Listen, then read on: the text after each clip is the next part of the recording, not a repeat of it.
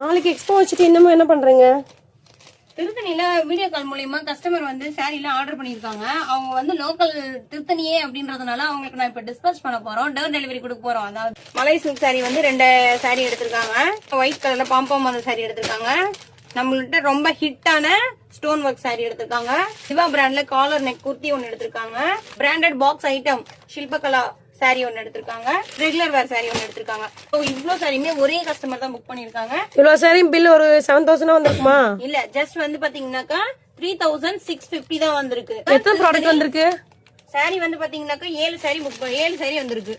7 sorry வந்து அப்புறம் ஒரு குர்த்தி மொத்தமே சேர்த்து வெறும் 3650 தானா? 3650 தான். சோ இவங்க வந்து பாத்தீங்கன்னா பாருங்க, ஜோதி நகர் திருத்தணியில தான் இருக்காங்க.